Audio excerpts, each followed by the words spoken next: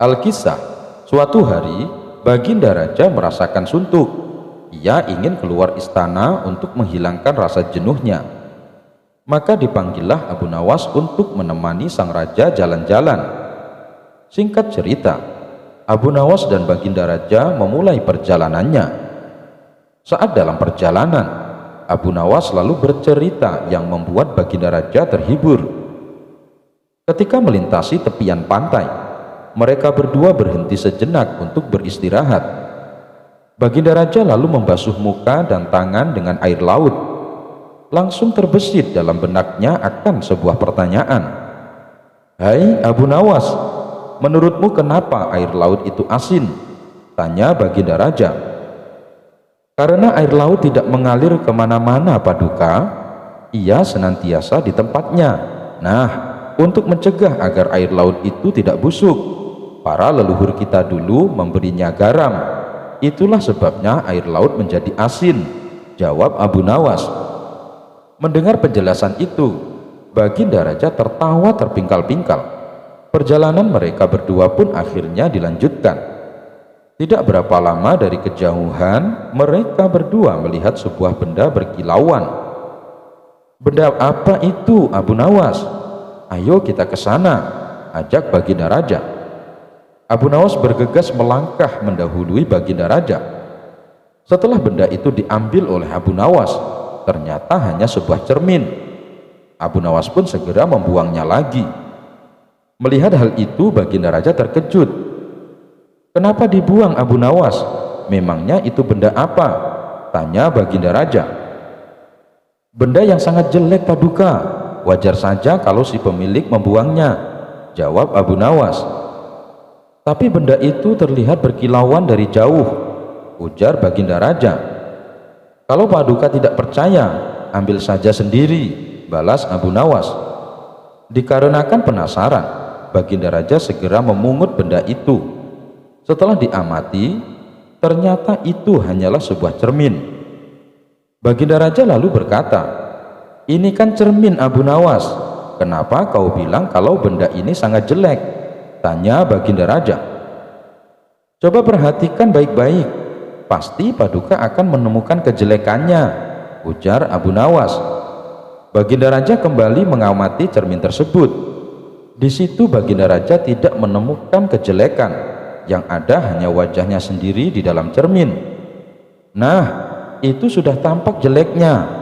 Ayo lekas dibuang saja bendanya, Paduka," ucap Abu Nawas. Baginda Raja mulai memahami maksud ucapan Abu Nawas. "Kurang ajar kamu, Abu Nawas," balas Baginda Raja. Abu Nawas kalahkan jin raksasa pakai cara peras air dari batu. Al-Kisah, Abu Nawas bertemu jin raksasa jahat yang menghuni goa angker di sebuah perbukitan kecil yang jauh dari permukiman warga.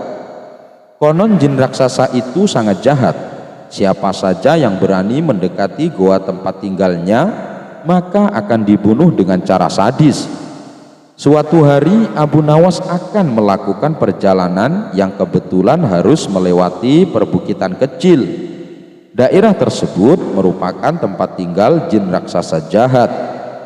Salah seorang warga setempat melarang niat Abu Nawas ini. "Tuan, lebih baik urungkan niat Anda, carilah jalan lain saja," kata warga tersebut. "Memangnya kenapa?" tanya Abu Nawas penasaran. "Perbukitan itu sangat angker, ada jin raksasa jahat. Dia tidak segan-segan membunuh siapa saja yang berani ke sana," jawab warga tersebut. Setelah mendengar penuturan warga itu, Abu Nawas sejenak termenung. Tapi ini adalah jalan satu-satunya, tidak ada jalan lain, fikirnya. Setelah berpikir matang-matang dengan segenap keberanian, akhirnya Abu Nawas nekat melewati perbukitan kecil tersebut.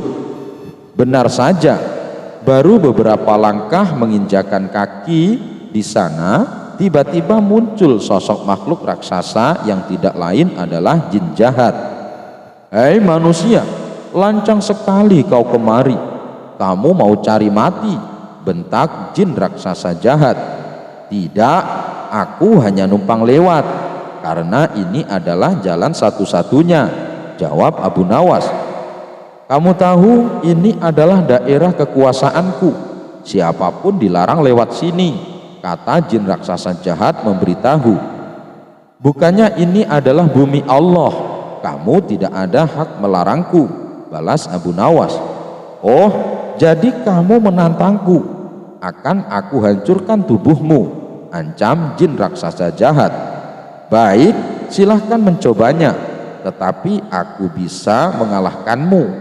Aku sangat perkasa lebih dari yang kau bayangkan, sahut Abu Nawas tidak mau kalah. Omong kosong, kau pasti seorang sufi, makanya berani menantangku. Orang-orang sufi itu hanya terpikat pada masalah rohani. Kau tidak akan bisa mengalahkanku, sebab aku memiliki kekuatan. Wujudku 30 kali lipat lebih besar darimu, ucap jin raksasa jahat. Wujudmu memang lebih besar dariku, tapi itu tidak menjamin kau lebih perkasa. Kalau kau menginginkan uji kekuatan, ambil batu ini dan perlaslah air darinya, balas Abu Nawas. Abu Nawas lalu memungut sebutir batu kecil dan diberikannya kepada jin raksasa jahat. Seketika batu kecil hancur lebur dalam genggamannya, akan tetapi tidak setetes pun air yang keluar. Jin raksasa jahat tersebut coba mengulanginya beberapa kali dengan batu yang lain, tapi usahanya sia-sia. Akhirnya jin raksasa jahat pun menyerah. Ini mustahil, tidak mungkin ada air di dalam batu. Coba kau tunjukkan kalau batu memang ada airnya, kata jin raksasa penasaran. Dalam keremang-remangan, Abu Nawas mengambil sebuah batu kecil yang lapuk. Bersamaan dengan itu, tanpa pengetahuan jin raksasa, Abu Nawas juga mengambil sebutir telur dari kantong bajunya, lantas meremukkan batu kecil menggunakan genggaman tangannya. Seketika cairan telur langsung menetes keluar. Melihat hal itu, jin raksasa jahat sangat terkesan dengan kesaktian Abu Nawas. Kamu luar biasa, menginaplah di tempat tinggalku. Malam ini akan kujamu kau dengan macam hidangan, ajak jin raksasa. Abu Nawas pun mengikutinya masuk ke sebuah goa yang sangat besar. Sesampainya di dalam sana, ia melihat banyak sekali harta dan perhiasan. Dari mana semua harta ini? Tanya Abu Nawas. Jin raksasa jahat memberitahu semua harta dan perhiasan tersebut adalah milik para kabilah yang tersesat dan sudah dibunuh. Setelah dijamu makan malam, jin raksasa mempersilahkan Abu Nawas untuk istirahat. Berbaringlah di sebelahku dan tidurlah, kata jin raksasa jahat. Jin raksasa kemudian membaringkan diri dan segera tidur, sementara Abu Nawas yang secara naluri mengetahui adanya bahaya pengkhianatan segera bangkit dan menyembunyikan diri di tempat yang agak jauh dari jin raksasa itu. Abu Nawas mengatur tempat pembaringannya agar seolah-olah tidur di samping jin raksasa. Tidak lama setelah itu jin raksasa bangun. Ia mengambil sebuah batang pohon lalu menghajar Abu Nawas dengan sekuat tenaga yang dikiranya masih tidur di sebelahnya. Jin raksasa jahat memukul bertubi-tubi sebanyak 7 kali, kemudian kembali berbaring dan tidur. Setelah jin raksasa benar-benar tidur, barulah Abu Nawas membaringkan tubuhnya tepat di sebelah jin raksasa. Saat hari sudah menjelang pagi, keduanya terbangun. Betapa kagetnya jin raksasa melihat Abu Nawas masih hidup, bahkan tidak ada luka sedikit pun. Guanya nyaman sekali untuk istirahat, tapi sayang tadi malam aku agak terganggu, sebab aku sempat merasa ada nyamuk menggigitku sampai 7 kali, ucap Abu Nawas. Tentu saja sangat mengejutkan jin raksasa, hingga tidak berani lagi menyerang Abu Nawas. Bagaimanapun kalau seorang telah dipukul sebanyak 7 kali dengan batang pohon oleh jin raksasa, pasti akan mati. Apalagi memukulnya menggunakan tenaga sekuat-kuatnya. Akhirnya jin raksasa jahat tersebut mempersilahkan Abu Nawas untuk melanjutkan perjalanannya. Berkat kecerdikannya, Abu Nawas pun selamat dari pembunuhan. Al-Kisah, suatu ketika Abu Nawas melihat-lihat kebunnya yang sudah lama tidak diurus. Di saat dirinya asyik melihat-lihat pohon di dalam kebun, tiba-tiba ada suara menghardik. "Ngapain kau masuk kebunku?" ujar seorang lelaki yang oleh penduduk setempat berjuluk Tuan Tanah. "Apa?" Abu Nawas kaget bukan kepala. "Ini kebun milikku, jangan mengaku-ngaku ya," lanjut Abu Nawas dengan suara tak kalah kencang. Abu Nawas dan Tuan Tanah sama-sama kukuh mengklaim itu kebun miliknya. Kasus ini jelas ruwet karena pemilik kebun kala itu tidak memiliki surat-surat tanda kepemilikan. Cara musyawarah dan mufakat tak bisa putus. Keduanya mengaku itu kebunnya. Tak ada jalan lain bagi Abu Nawas kecuali melapor kepada Baginda Raja Harun ar-Rasyid. Ini masalah rumit Abu Nawas. Agar masalahnya bisa diputus secara adil, maka mesti ditangani oleh hakim yang bijaksana, ujar Baginda angkat tangan. "Baik Baginda Raja," sambut Abu Nawas dengan ta'zim. "Persoalannya, siapa hakim yang akan menangani? Itu bukan perkara mudah. Biasanya urusan yang ruwet seperti ini menjadi pekerjaan Abu Nawas. Kini justru Abu Nawas sendiri yang berperkara. Jadi mesti dicari hakim yang selevel Abu Nawas untuk menangani kasus ini." Baginda Raja Harun ar-Rasyid akhirnya mendapatkan hakim yang paling baik reputasinya di Baghdad. Hakim ini terkenal cerdas dan berwibawa. Orang-orang yang berperkara dengannya selalu puas. Baginda yakin hakim ini akan memutuskan perkara ini dengan adil.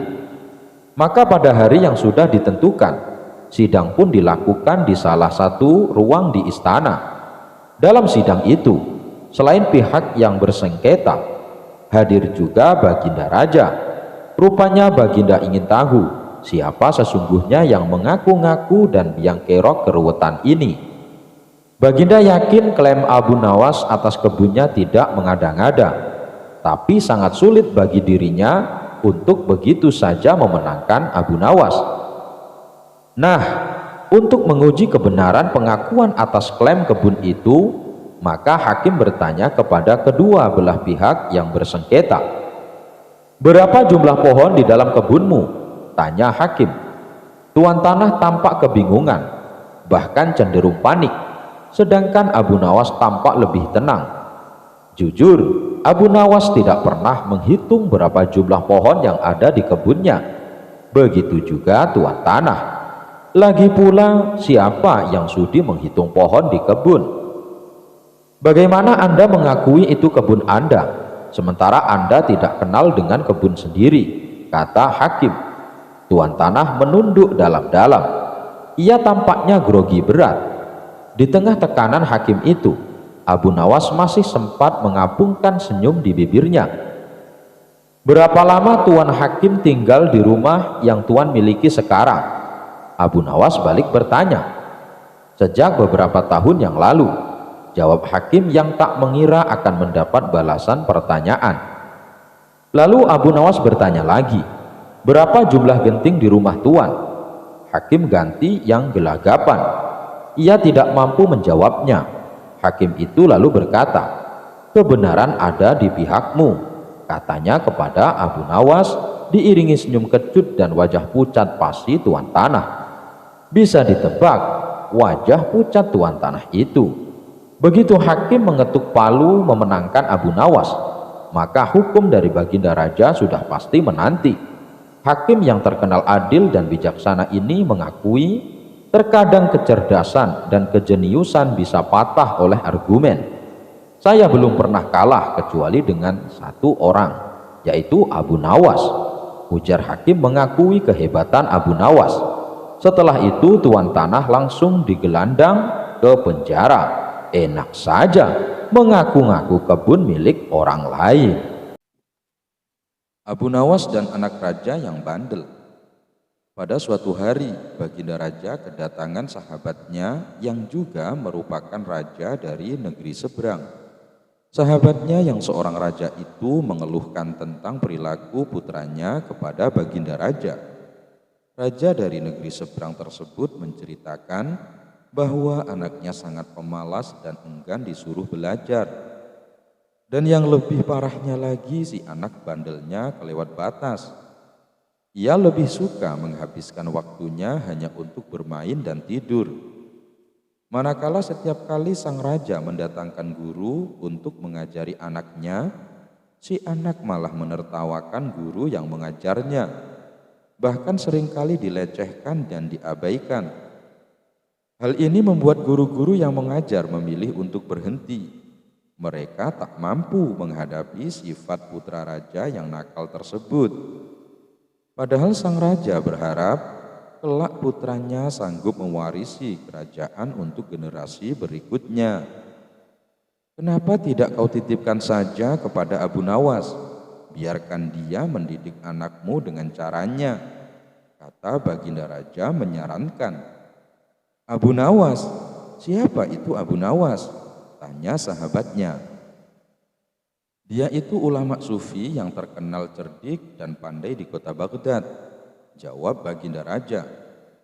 Baiklah, akan aku coba. Minggu depan aku akan ajak putraku kemari, balas sahabatnya. Beberapa minggu kemudian dengan diantar Baginda Raja, raja dari negeri seberang tersebut membawa putranya ke rumah Abu Nawas. Melihat kedatangan tamu seorang raja, tentu saja membuat Abu Nawas terkejut. Ampun Paduka yang mulia, ada gerangan apa tiba-tiba Paduka datang kemari? Tanya Abu Nawas. Baginda Raja lalu mengungkapkan maksud kedatangannya. Ia hendak menitipkan putra sahabatnya kepada Abu Nawas untuk diajari ilmu agama dan kedisiplinan. Wahai Abu Nawas, ajarkan anak saya ilmu agama dan didiklah dia supaya disiplin, pinta sahabat Baginda Raja. Saya bersedia, tapi saya akan mendidiknya dengan cara saya dan Paduka tidak boleh sakit hati, balas Abu Nawas. Baik Abu Nawas, semuanya aku serahkan padamu, ujar sahabat Baginda Raja. Singkat cerita, maka pulanglah Baginda Raja dan sahabatnya. Baru saja ditinggal, si anak membuat ulah di rumah Abu Nawas. Ia dengan beraninya membentak Abu Nawas saat minta diambilkan air minum. Awalnya Abu Nawas menanggapinya dengan senyuman. Ia selalu menuruti kemauan si anak tersebut. Hingga pada suatu hari, tiba-tiba Abu Nawas memukul si anak cukup keras, padahal ia tidak melakukan kesalahan apapun. Sejak saat itulah si anak menjadi takut kepada Abu Nawas. Sifatnya yang bandel dan suka malas-malasan mendadak berubah menjadi penurut dan rajin. Beberapa tahun kemudian orang tuanya datang untuk menjemput sang putra mahkota. Si anak kini menjadi pribadi yang sopan. Dia juga cerdas dan cepat menguasai berbagai ilmu agama yang diajarkan Abu Nawas. Melihat perubahan pada diri anaknya, sang raja menjadi senang dan bahagia. Seiring berjalannya waktu, si anak yang sudah menginjak dewasa dinobatkan sebagai raja untuk menggantikan posisi ayahnya. Berkat kecerdasan dan kedisiplinannya, ia menjadi raja yang gagah dan berwibawa. Suatu hari dia teringat dengan Abu Nawas, sosok guru yang telah mendidiknya. Ia pun berencana untuk menemuinya dengan didampingi pasukan kerajaan. Pemuda yang kini sudah menjadi raja berangkat menuju rumah Abu Nawas. Setibanya di sana, ia langsung disambut hangat dan dipersilahkan masuk oleh Abu Nawas. Setelah cukup lama berbincang-bincang, ia lalu bertanya kepada Abu Nawas, "Guru, aku mau bertanya, masih ingatkah suatu hari guru memukulku, padahal aku tidak bersalah waktu itu? Atas dasar apa guru melakukannya?" Sekian tahun lamanya ternyata sang murid masih menyimpan pertanyaan tentang kenangan pahit dari sang guru. Mendengar pertanyaan tersebut, Abu Nawas menjawabnya dengan tersenyum. Aku sudah lama menunggu datangnya hari ini, di mana kamu ternyata tentang pukulan itu. Sekarang kamu tahu bahwa pukulan kezaliman itu membuatmu tak bisa melupakannya begitu saja. Ia terus mengganggumu setiap waktu. Maka ini adalah pelajaran untukmu di hari ketika kamu menjadi pemimpin seperti sekarang. Jangan pernah sekalipun menzalimi masyarakatmu, karena mereka tak pernah bisa tidur dan tak pernah bisa lupa pahitnya kezaliman. Setelah mendapat penjelasan tersebut, sang raja yang baru itu merasa puas sekaligus mendapat wejangan yang sangat berharga. Pada suatu waktu, Abu Nawas bersama beberapa orang temannya sedang duduk bercerita. Setelah mereka selesai mengikuti sembahyang jamaah maghrib, mereka bercerita tentang kehidupan keagamaan.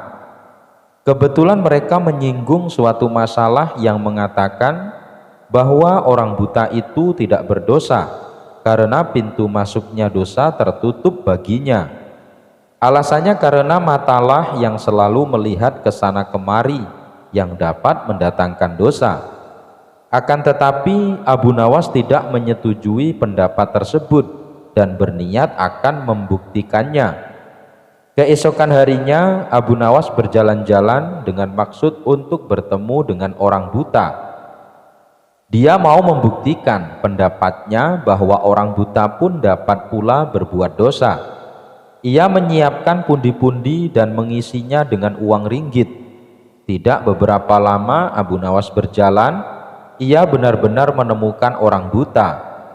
Abu Nawas memperhatikan gerak-gerik orang buta itu yang sedang berjalan dengan tongkatnya. Kemudian ia berpura-pura pula menjadi orang buta sambil membawa tongkat. Lalu ia sengaja menabrak orang buta itu seraya berkata, "Aduh, sungguh malang nasibku sebagai orang buta, ditabrak oleh orang yang tidak memiliki rasa belas kasihan." Orang buta itu heran mendengar keluhan orang yang ditabraknya, lalu berkata, "Maaf, saya juga orang buta. Saya tidak dapat melihat dan hanya dapat berjalan dengan bantuan tongkat ini. Sekali lagi mohon maaf, karena sungguh-sungguh saya tak sengaja." "Oh, engkau juga buta ya?" tanya Abu Nawas pura-pura tidak tahu. "Ya, saya buta. Peganglah tongkatku ini. Orang buta pastikan memakai tongkat untuk berjalan," jawab si buta. Disuruhlah Abu Nawas memegang tongkatnya. Begitu pula sebaliknya, si buta juga meraba tongkat Abu Nawas untuk membuktikan bahwa mereka adalah orang-orang yang buta. Akhirnya Abu Nawas berkata, "Kalau begitu kita senasib. Saudara, bagaimana kalau kita mencari rezeki bersama-sama?" Orang buta itu pun menyetujui ajakan Abu Nawas. Maka mereka berjalan bersama-sama dan orang buta itu yakin bahwa orang yang ditabraknya itu juga orang buta yang senasib dengan dia. Keduanya saling memaafkan dan terus berjalan bersama mencari rezeki. Di tengah perjalanan, Abu Nawas berpura-pura mau kencing dan meminta tolong kepada si buta agar pundi-pundinya yang penuh berisi uang dipegangkan dahulu baik-baik. Sementara Abu Nawas pura-pura kencing, ia terus memperhatikan tingkah laku si buta. Kemudian si buta meraba-raba pundi-pundi itu dan hatinya mulai tergoda untuk memiliki isinya. "Wah, pundi-pundi ini banyak sekali isinya. Lebih baik aku mengambilnya lalu pergi. Pasti ia tak dapat mencariku karena ia juga buta," pikir si buta tersenyum. Ia lalu meninggalkan Abu Nawas dan mencari tempat persembunyian agar si Abu Nawas tidak dapat menemukannya. Dalam situasi demikian, Abu Nawas berpura-pura mencari si buta dan meminta pertolongan kepada Tuhan. "Ya Tuhan, malang benar nasibku. tadi saya ditabrak orang, sekarang uang saya yang dilarikan orang. Sial benar aku. Ya Tuhan, semoga orang yang mengambil uang saya terkena lemparan batu ini, tepat pada tulang keringnya, biar tahu rasa dia. Setelah itu, dengan jitu Abu Nawas melempari si buta dan persis kena tulang keringnya. Aduh, aku kena, gumam si buta meringis kesakitan. Hal ini membuat si buta kelabakan. Ia segera beranjak mencari lagi tempat persembunyian untuk menghindari Abu Nawas. Akan tetapi Abu Nawas yang pura-pura buta itu mengikuti si buta kemanapun ia pergi.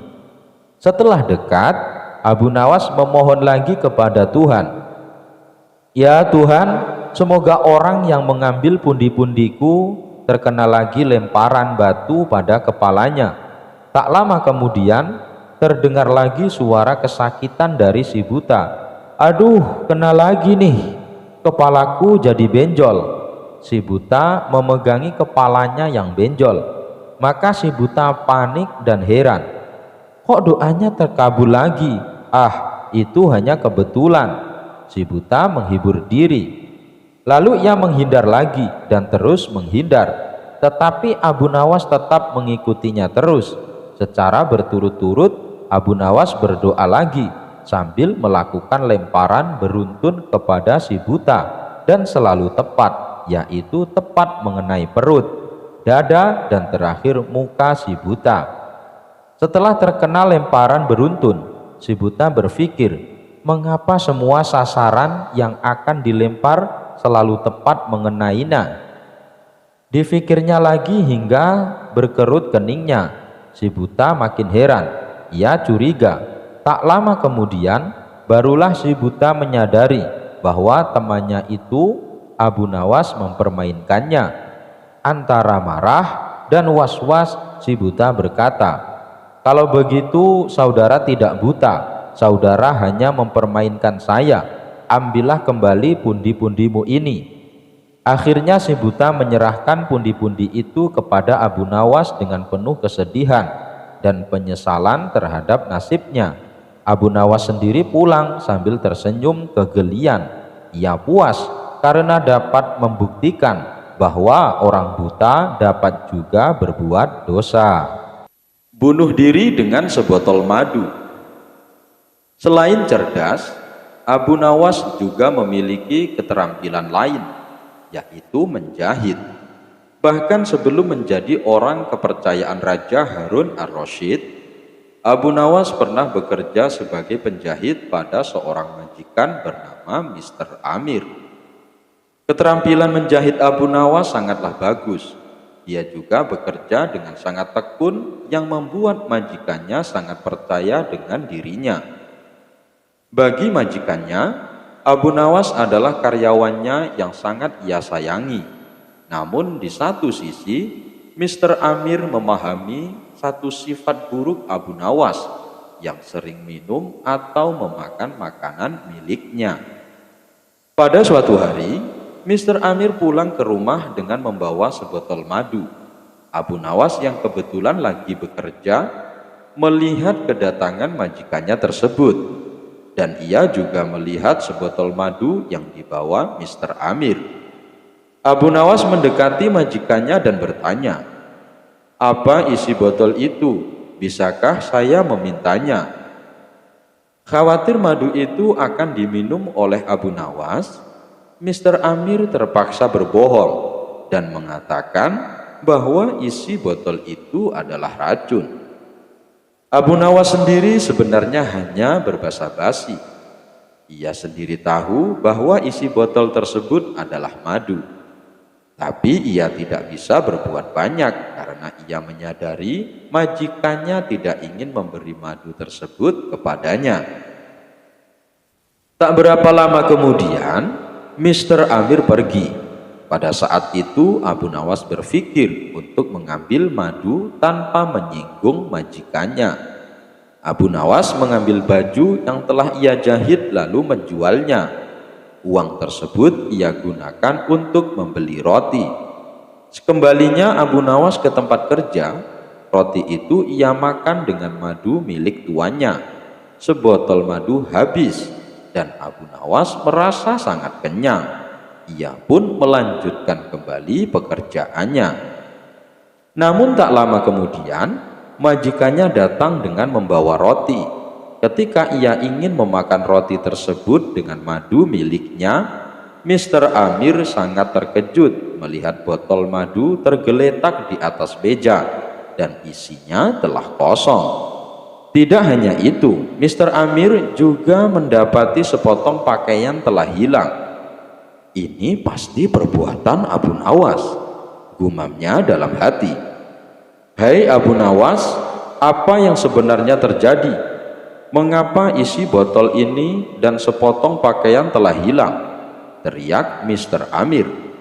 Maaf tuanku, ketika tuan pergi, ada pencuri datang dan mengambil baju milik tuan, kata Abu Nawas. Jadi apa yang kamu lakukan pada pencuri itu?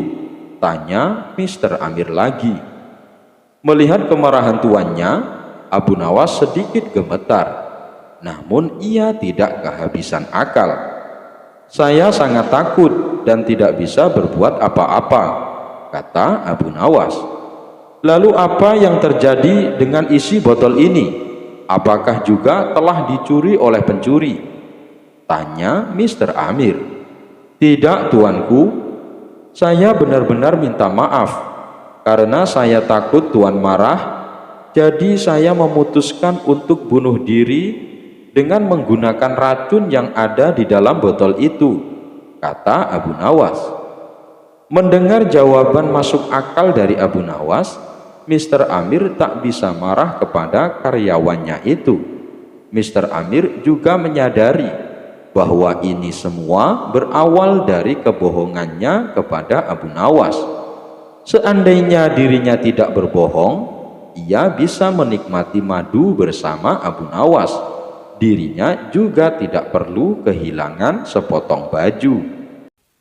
Suatu hari Abu Jahil meminjam kuali milik Abu Lara, tapi sudah hampir 2 minggu tidak dikembalikan jua. Karena butuh, Abu Lara datang ke rumah Abu Jahil untuk mengambil kualinya. Beberapa hari kemudian Abu Lara menemukan sebilah pisau di dalam kuali. Ini pasti milik Abu Jahil, pikirnya.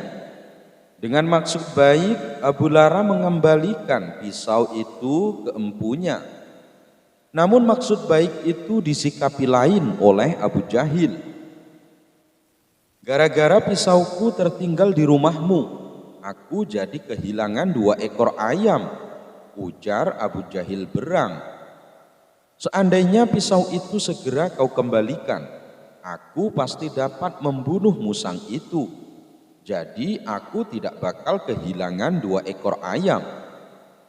Abu Lara kebingungan mendengar cerita aneh itu. Padahal siapa yang salah menaruh pisau di dalam kuali? Kau harus bertanggung jawab. Gara-gara keteledoranmu, aku jadi kehilangan 2 ekor ayam. Sekarang kau harus bayar ganti rugi padaku. Karena takut, Abu Lara menuruti permintaan Abu Jahil. Namun setelah itu, Abu Lara mengadu kepada Abu Nawas. Mendengar pengaduan itu, Abu Nawas naik pitam. Kau harus balas perlakuannya, kata Abu Nawas. Dia harus diberi pelajaran agar tidak sewenang-wenang kepada orang lemah seperti dirimu. Sembari berkata begitu, Abu Nawas mengemukakan sebuah rencana. Abu Lara hanya manggut-manggut saja menuruti gagasan Abu Nawas. Beberapa hari kemudian, penduduk Baghdad dikejutkan dengan berita besar. Abu Lara tiba-tiba gila. Segala tabib telah didatangkan, tapi tak satu pun yang bisa menyembuhkannya. Abu Nawas membawanya ke istana menghadap Baginda Raja Harun ar-Rasyid. Baginda Raja Harun ar-Rasyid terhenyak melihat kedatangan Abu Nawas dan Abu Lara. Baginda pun bertanya kepada Abu Nawas, "Mengapa Abu Lara tiba-tiba jadi gila? Barangkali kau tahu penyebabnya," tanya Baginda kepada Abu Nawas. "Ini gara-gara Abu Jahil," jawab Abu Nawas memotong pertanyaan Baginda Raja. "Dialah yang menyebabkan Abu Lara menjadi gila. Lebih baik Baginda Raja panggil saja Abu Jahil ke sini, biar hamba buktikan kalau dia yang menjadi penyebab kegilaan Abu Lara." Baginda Raja pun segera mengutus pengawalnya untuk memanggil Abu Jahil ke istana. Dalam waktu singkat, Abu Jahil sudah hadir memenuhi panggilan Baginda Raja. "Abu Jahil, apa benar kau penyebab Abu Lara menjadi gila?" tanya Baginda Raja. Abu Jahil tertegun sejenak. Dia heran dengan tuduhan itu. "Apa dasarnya hamba dituduh menjadi penyebab kegilaan Abu Lara?"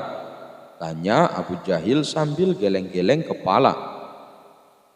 "Gara-gara kualinya kau pinjam berhari-hari, dia tidak bisa menanak nasi. Karena itu dia hanya makan dedaunan saja.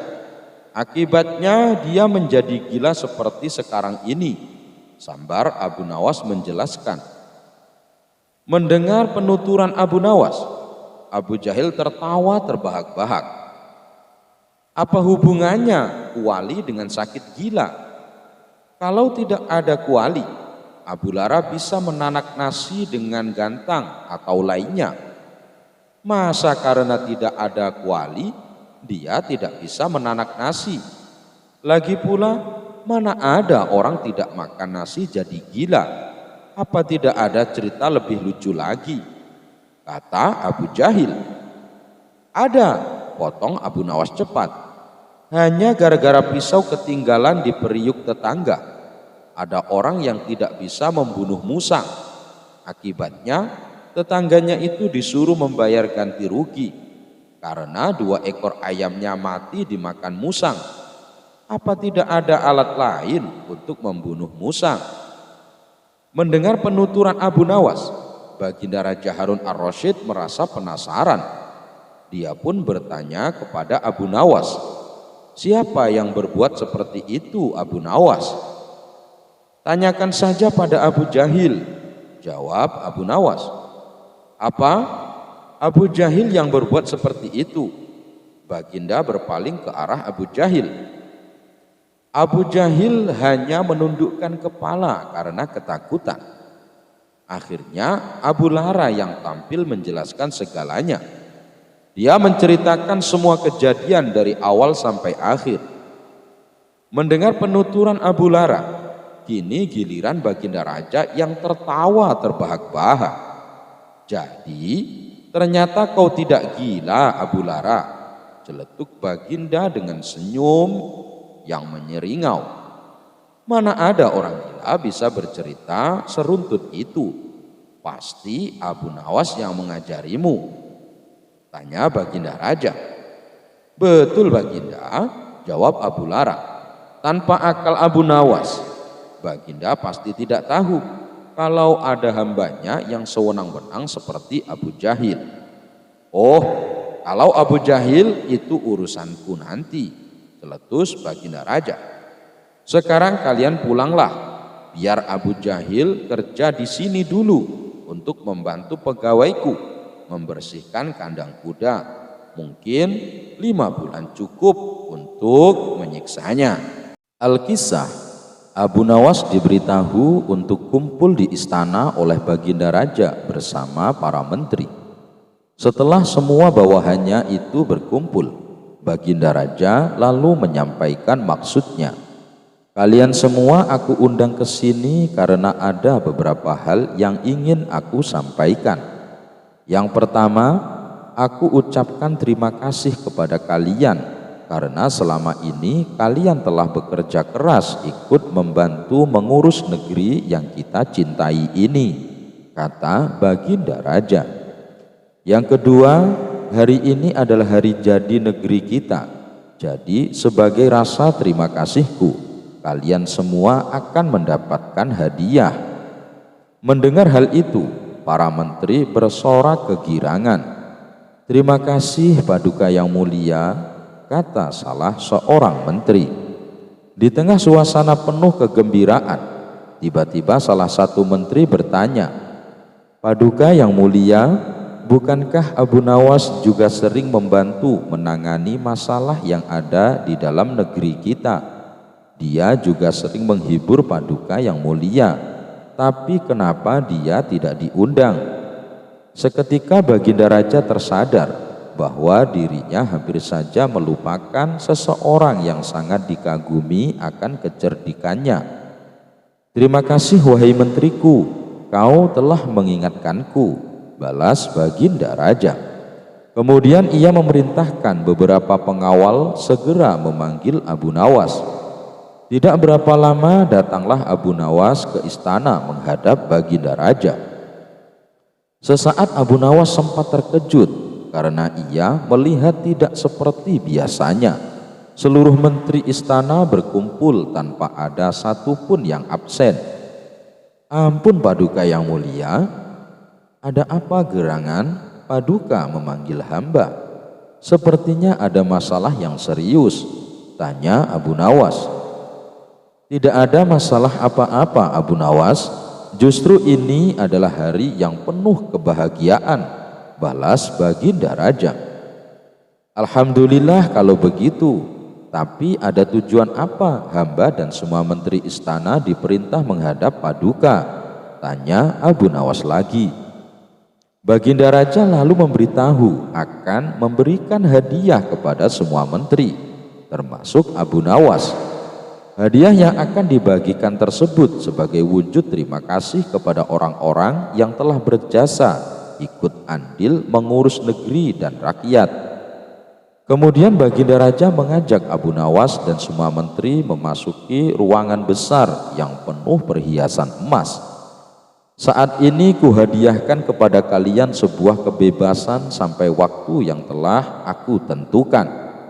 Silahkan peganglah apa yang besar yang ada di dalam ruangan ini, dan apa yang berhasil kalian pegang akan menjadi milik kalian," teriak Baginda Raja. Spontan para menteri berhamburan mencari sesuatu yang disenangi. Masing-masing berebut menyentuh perhiasan paling besar agar bisa menjadi miliknya.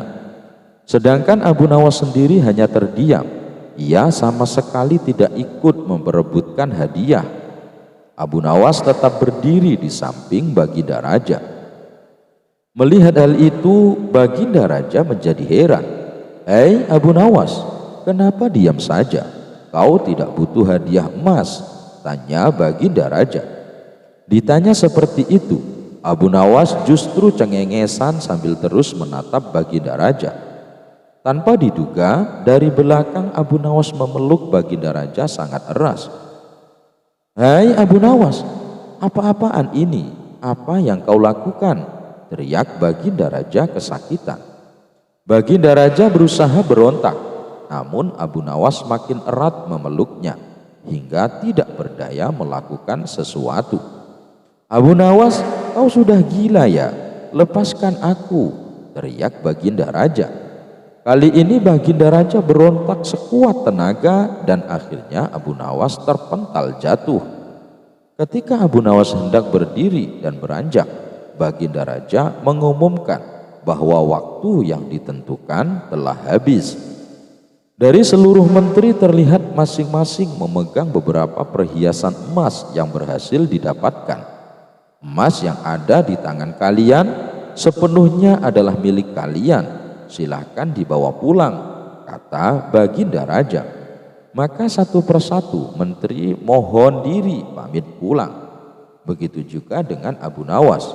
Ia mohon pamit kepada Baginda Raja. "Tunggu Abu Nawas, jangan pulang dulu. Aku masih ada urusan dengan kau," ucap Baginda Raja. Baginda Raja lalu menanyakan kepada Abu Nawas perihal tingkah anehnya yang tiba-tiba memeluk dirinya. "Maaf Paduka yang mulia, semua menteri Paduka adalah orang-orang bodoh. mereka lebih memilih beberapa harta paduka. Padahal jika mereka memilih paduka, niscaya mereka akan memiliki semua harta itu, ucap Abu Nawas. Aku melihat semua harta paduka sangat aku sukai, hingga rasanya sayang sekali jika aku hanya memilih salah satunya. Maka aku memeluk paduka yang mulia, agar paduka menjadi milikku, dan aku bisa memiliki semuanya. Imbuhnya menjelaskan. Maksudmu bagaimana Abu Nawas? Tanya Baginda Raja kebingungan. Begini paduka yang mulia, kebanyakan manusia bodoh di dunia ini lebih memilih harta dunia ketimbang pemilik sejatinya, yaitu Allah Subhanahu wa Ta'ala. Banyak manusia berlomba-lomba hanya untuk mendapatkan sebagian kecilnya saja. Padahal kalau dia mau memilih dan memiliki Allah, niscaya bukan hanya semua yang ada di muka bumi ini yang akan menjadi miliknya, melainkan Allah pun akan menjadi miliknya. Jika Allah telah menjadi miliknya, semuanya akan ia dapatkan. Itulah alasannya kenapa hamba memeluk paduka. Dengan begitu hamba telah memiliki paduka. Jadi semua yang paduka miliki kini menjadi milikku juga, termasuk istana dan harta seisinya. Papar Abu Nawas sambil cengengesan. Kamu memang cerdik Abu Nawas, puji Baginda Raja. Maka sebagai hadiahnya, Baginda Raja mempersilahkan Abu Nawas untuk memilih sendiri. Ia dipersilahkan. Abu Nawas mengambil hadiah sebanyak yang diinginkan. Akhirnya tanpa bersusah payah, Abu Nawas bisa mendapatkan hadiah emas yang lebih banyak daripada menteri-menteri istana. Abu Nawas bertamasa. Al-Kisah, Abu Nawas kaget ketika suasana santainya buyar saat sahabat-sahabatnya berkunjung ke rumah. Mereka mengajak Abu Nawas ke sebuah hutan wisata yang indah di pinggir kota Baghdad. Mereka berangkat dengan menaiki keledai masing-masing. Suasana sepi mulai mereka rasakan saat berada di ujung jalan. Di ujung jalan tersebut terdapat pertigaan. Setahu saya, salah satu dari jalan ini menuju ke tempat tujuan kita. Tapi jalan yang satunya menuju hutan dengan hewan-hewan buas, ucap salah seorang teman Abu Nawas bernama Solhan. Kamu tahu enggak jalan ke hutan wisata tujuan kita? Tanya Abdurrahman, sahabat Abu Nawas lainnya. Itu dia, saya enggak tahu, jawab Solhan. Wah, bahaya kalau memilih jalan yang salah. Bisa-bisa kita enggak kembali ke rumah, ujar Abdurrahman. Tunggu, saya punya dua sahabat di dekat daerah ini, ungkap Zain, sahabat Abu Nawas lainnya. Abu Nawas masih diam 1000 bahasa. Zain mengatakan, dua sahabatnya itu saudara kembar. Tidak ada seorang pun yang bisa membedakan keduanya karena wajahnya sangat mirip. Teman yang satunya selalu berkata jujur, sedangkan yang lainnya selalu berkata bohong. Mereka hanya mau menjawab satu pertanyaan. Apakah engkau mengenali salah satu dari mereka yang selalu berkata benar? Tanya Abu Nawas. Tidak, jawab Zain singkat. Mereka berangkat menuju rumah yang dihuni dua saudara kembar tersebut. Setelah pintu dibuka, maka keluarlah salah seorang dari dua saudara kembar itu. Maaf, kalian hanya boleh mengajukan satu pertanyaan. Tidak boleh lebih, katanya. Majulah Abu Nawas menghampiri salah seorang saudara kembar itu dan berbisik. Orang tersebut pun menjawab dengan cara berbisik pula kepada Abu Nawas. Abu Nawas kemudian mengucapkan terima kasih dan segera mohon diri. Hutan yang kita tuju ada di jalan sebelah kanan, tutur Abu Nawas kepada para sahabatnya.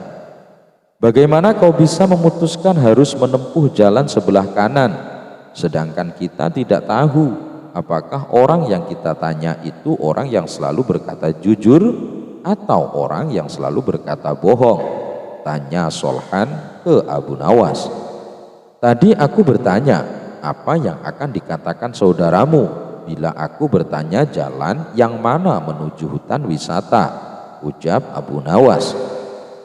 Dikarenakan masih belum mengerti juga, maka Abu Nawas menjelaskan, tadi aku bertanya apa yang akan dikatakan saudaramu bila aku bertanya jalan yang mana yang menuju hutan yang indah. Jika jalan yang benar itu sebelah kanan, dan bila orang itu kebetulan yang selalu berkata benar, maka ia akan menjawab jalan sebelah kiri. Karena ia tahu saudara kembarnya akan mengatakan jalan sebelah kiri, sebab saudara kembarnya selalu berbohong. Bila orang itu kebetulan yang selalu berkata bohong, maka ia akan menjawab jalan sebelah kiri, karena ia tahu saudara kembarnya akan mengatakan jalan sebelah kiri, sebab saudara kembarnya selalu berkata benar. Abu Nawas dan segentong air. Al-Kisah, kali ini Baginda Raja berencana akan berburu di hutan. Baginda Raja memerintahkan pembantunya untuk menyiapkan semua peralatan dan perbekalan selama berburu. Berbeda dari cara berburu sebelumnya, kali ini Baginda Raja mengajak serta Abu Nawas. Kemudian Baginda Raja meminta Abu Nawas membantu membawa perbekalan dan dipersilahkan memilih sendiri barang yang akan dibawa. Tanpa berpikir panjang, Abu Nawas memilih gentong tempat wadah air minum yang cukup besar. Baginda Raja dan prajurit heran dengan pilihan Abu Nawas. Mereka menganggap Abu Nawas bodoh karena memilih gentong air yang besar dan berat, padahal masih banyak barang yang kecil. "Hai Abu Nawas, kenapa kau pilih barang bawaan yang paling berat?" tanya Baginda Raja penasaran. "Nanti Paduka Raja juga akan tahu sendiri," ucap Abu Nawas sambil tersenyum. Baginda Raja pun memerintahkan pasukannya untuk berjalan. Dan selama perjalanan, tentunya Abu Nawas menjadi orang yang paling terakhir. Ia berjalan paling belakang karena beratnya membawa gentong air. Karena perjalanan yang cukup jauh, rombongan memilih berhenti untuk istirahat sejenak. Di saat itulah mereka membutuhkan air untuk menghilangkan rasa dahaga, dan tentunya Abu Nawas menjadi orang paling dicari karena Abu Nawas yang membawa perbekalan air minum. Setelah perjalanan dilanjutkan, gentong air yang dibawa Abu Nawas mulai berkurang isinya dan menjadi lebih ringan. Abu Nawas pun tidak lagi berjalan di belakang, kini ia berjalan di tengah-tengah rombongan. Setelah istirahat yang kedua, ketiga, dan seterusnya, gentong air yang dibawa Abu Nawas pun semakin berkurang, sampai kemudian gentongnya kosong sama sekali. Karena gentongnya sudah kosong, tentu saja Abu Nawas meninggalkannya, sehingga Abu Nawas pun bisa berjalan di samping Baginda Raja di barisan depan. Melihat hal itu, Baginda Raja tersenyum. Kini Baginda telah mendapatkan jawaban atas pertanyaan yang diajukan sebelum berangkat. "Kamu memang cerdik Abu Nawas," ujar Baginda Raja dalam hatinya. Suatu hari Abu Nawas mendapatkan hadiah berupa cincin berlian dari Sultan Harun ar-Rasyid. Kepada para tetangganya, cincin itu selalu dipamerkan. Bahkan kemanapun ia pergi, selalu dipakainya pada jari manis kanannya. Dari jauh cincin berlian itu tampak gemerlapan, sehingga menarik perhatian dan rasa kagum orang yang melihatnya. Ketika Abu Nawas berjalan di depan rumah seorang saudagar permata, cincin itu memukau perhatian si saudagar. Belum pernah rasanya permata semacam itu dilihatnya. Harganya kira-kira 10.000 dinar. Taksirnya dalam hati, "Hai Abu Nawas, singgahlah barang sebentar kemari," panggilnya dari depan pintu rumah. Ketika Abu Nawas mendekat, saudagar itu segera menyongsongnya dengan wajah berseri-seri. "Bagaimana engkau membeli cincin yang begitu bagus?" tanya saudagar itu seraya mengamat-amati cincin permata di jari manis kanan Abu Nawas. "Hadiah dari Baginda Sultan Harun ar-Rasyid," jawab Abu Nawas bangga. Jawaban itu menguatkan dugaannya bahwa permata itu memang amat berharga dan bukan barang palsu. "Aku bersedia membelinya dengan harga mahal," bujuk saudagar itu. Abu Nawas menggelengkan kepalanya. "Siapa tahu cincin itu dirampas penjahat di jalan. Lebih baik kau jual saja, maka uangmu dapat kau belikan apa saja," ujar saudagar itu menakut-nakuti. "Aku bersedia membayarmu 3.000 dinar," sambungnya. Abu Nawas orang yang pandai, tak gampang terbujuk, apalagi tertipu. Ia tahu bahwa harga cincin itu kira-kira 10.000 dinar. Tawaran itu didiamkannya saja. Dari saku bajunya dikeluarkan sapu tangan, lalu digosoknya cincin itu dengan sapu tangan. Makin berkemilaulah berlian itu. "Abu Nawas, dengarlah, modalku seluruhnya berjumlah 4.000 dinar. Baiklah, seluruh uangku yang 4.000 dinar aku bayarkan kepadamu. Boleh kan?" tawar saudagar itu. "Mana boleh, permata yang begini indah hanya kau hargai 4.000 dinar," sahut Abu Nawas hendak melangkah pergi. "Tunggu dulu Abu Nawas," cegah saudagar itu. "Jika aku punya uang lebih dari itu, akan kuberikan kepadamu semuanya. Barangkali 2-3 hari lagi akan kubawakan engkau uang 5.000 dinar.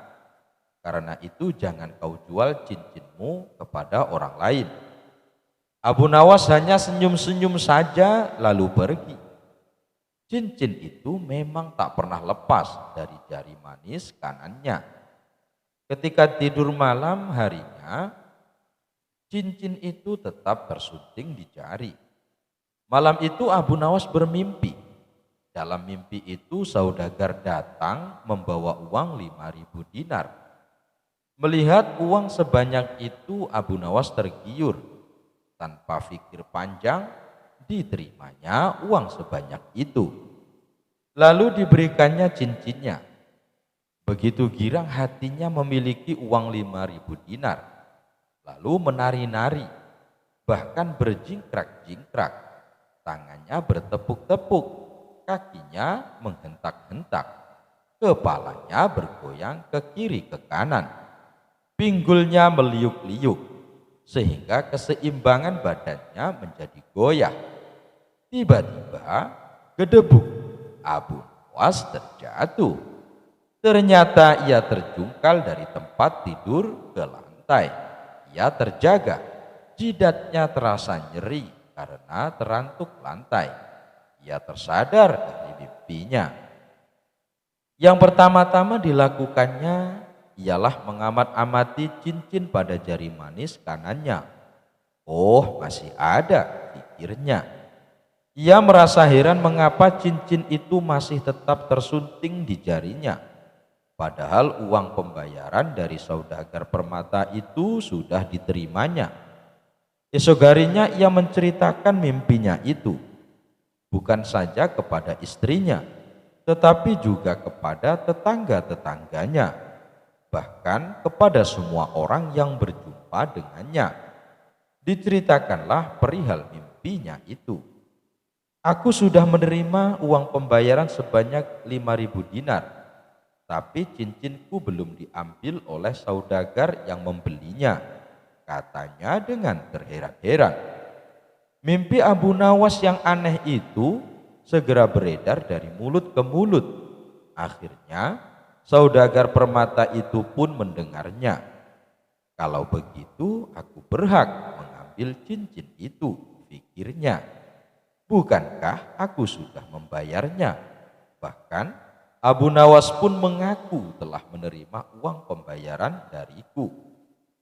Saat itu juga ia berangkat menuju rumah Abu Nawas. Dengan napas terengah-engah ia tiba di rumah Abu Nawas. Abu Nawas, ujarnya, mana cincin berlian yang sudah kubeli? Tapi, sahut Abu Nawas tersendat. Jangan pura-pura lupa, Abu Nawas. Semalam aku sudah membayarmu 5.000 dinar, bukan? Kata saudagar itu sambil telunjuknya pada dada Abu Nawas. Ya, betul, ujar Abu Nawas. Tapi ada dua hal yang masih harus kita sepakati. Pertama, harga 5.000 dinar itu masih terlalu murah. Genapilah jadi 6.000 dinar.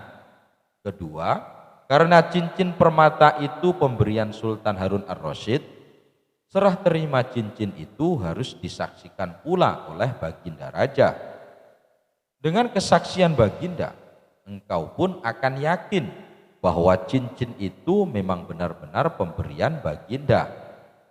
Baiklah, aku tambah 1.000 dinar nanti, setelah Baginda mengakui cincin itu berasal pemberian Baginda kepadamu, sahut saudagar itu.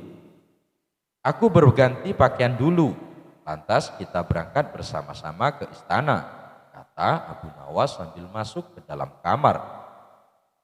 Dengan mengenakan pakaian yang paling bagus, Abu Nawas menemui lagi saudagar itu. Kita berangkat sekarang, ajaknya. Hei, mengapa jari manis kamu kau balut dengan sapu tangan putih? Tanya saudagar seraya menunjuk jari manis kanan Abu Nawas. Jari itu terbalut kain tebal. Engkau memperingatkan aku kemarin agar aku berhati-hati, karena penjahat yang melihat permata ini mungkin akan merampasnya, kata Abu Nawas. Betul-betul, kata saudagar itu membenarkannya. Keduanya bergegas berangkat ke istana. Sementara itu Sultan Harun ar-Rasyid ketika itu baru saja memasuki Balairung. Ketika kedua orang itu tiba di istana, Baginda menunda cara perbincangan dengan para pejabat tinggi, lalu memanggil Abu Nawas dan saudagar itu agar menghadap. Baginda, kami bersama saudagar permata ini menghadap Baginda karena ada sesuatu hal yang hendak kami sampaikan. Cincin permata hadiah dari Baginda beberapa hari yang lalu kepada saya akan saya jual kepada saudagar permata ini, kata Abu Nawas. Mengapa hendak kau jual? Tanya Sultan dengan nada marah. Itu hak saya, Baginda, jawab Abu Nawas. Bukankah cincin ini yang telah Baginda berikan sebagai hadiah kepada saya? Sultan terkejut melihat cincin yang tersunting di jari Abu Nawas. Lebih-lebih saudagar itu, matanya terbelalak dan mukanya pucat seketika. Betapa tidak, cincin yang tersunting di jari manis Abu Nawas tersebut dari tembaga, sedangkan permatanya tidak berkilau sama sekali karena hanya pecahan gelas belaka. Bukan itu yang hendak saya beli, seru saudagar itu, tapi cincin permata berlian pemberian Baginda. Inilah cincin hadiah dari Baginda itu, kata Abu Nawas. Kalau kau tidak percaya, mohonlah kesaksian Baginda. Dalam hati Sultan tersenyum. Macam-macam saja akal Abu Nawas, pikirnya. Betulkah cincin tembaga permata pecahan kaca itu hadiah dari Baginda kepada Abu Nawas? Sembah saudagar itu. Betul, jawab Sultan Harun ar-Rasyid. Memang itulah cincin pemberianku. Saudagar itu gemetar. Nah, bayarlah sekarang 1.000 dinar seperti kesanggupanmu tadi. kata Abu Nawas. Tapi engkau harus membayar 1.000 dinar kepada Abu Nawas. Tugas baginda memerintahkan saudagar itu membayarnya. Saudagar itu terpaksa mengeluarkan uang 1.000 dinar tanpa berkata suatu apapun. Diberikannya uang itu kepada Abu Nawas, lalu pergi. "Hai, tunggu dulu," seru Abu Nawas.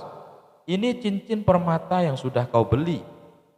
Saudagar itu tak mau menoleh.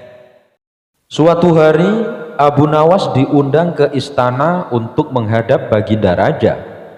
Raja Harun ar-Rasyid bertitah, "Wahai Abu Nawas, aku punya misi yang harus engkau taklukkan." "Misi apa itu yang mulia?" tanya Abu Nawas.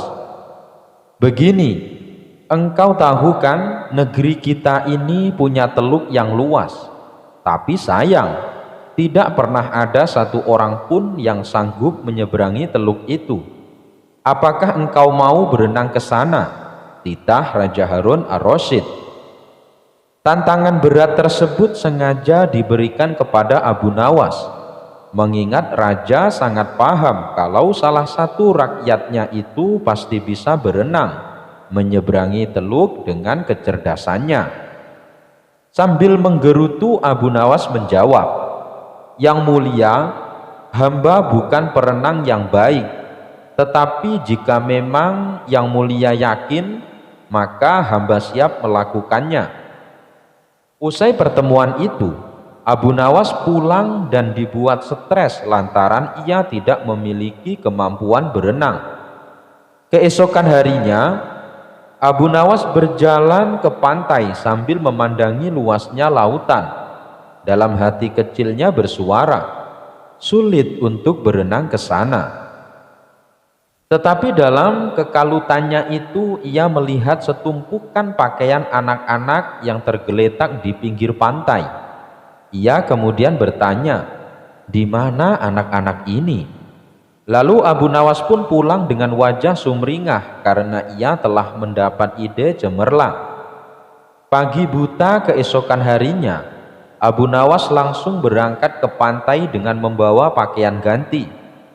Sesampainya di pantai, Abu Nawas meletakkan pakaiannya, sepatu beserta cincin yang biasa ia kenakan. Setelah itu, Abu Nawas langsung kembali pulang ke rumahnya, tidak berenang sebagaimana seharusnya. Tidak berselang lama setelah Abu Nawas pulang, baginda raja datang ke pantai bersama sejumlah ajudannya. Mereka dibuat terkejut karena menemukan pakaian Abu Nawas tergeletak di pinggir pantai. "Luar biasa orang ini," gumam baginda raja. Meski demikian, beberapa ajudan raja ada yang tidak yakin jika Abu Nawas benar-benar berenang menyeberangi lautan. Mereka akhirnya pergi mendatangi rumah Abu Nawas untuk memastikan keberadaannya. Sayang, di rumah Abu Nawas, rombongan raja tersebut hanya bertemu dengan istrinya yang menceritakan keberadaan Abu Nawas. Kemarin ia bercerita kalau ia akan berenang menyeberangi teluk. Dia berkata bahwa yang mulia memerintahkannya melakukan demikian. Sebenarnya saya tidak tega membiarkannya pergi, karena saya tahu ia bukan perenang yang baik, kata istrinya dengan nada sedih. Sejurus kemudian salah seorang pegawai istana datang kepada baginda raja dan menyampaikan sebuah kabar bahwa Abu Nawas telah ditemukan oleh nelayan. Abu Nawas lalu dijemput oleh rombongan raja di tepi pantai dengan keadaan pura-pura pingsan. Melihat Abu Nawas tidak berdaya, baginda raja kemudian berupaya membangunkannya. Beruntung senyuman manis Abu Nawas setelah tersadar membuat lega baginda raja, karena Abu Nawas selamat dari maut. "Engkau hebat Abu Nawas," kata Raja Harun ar-Rasyid. Al-Kisah.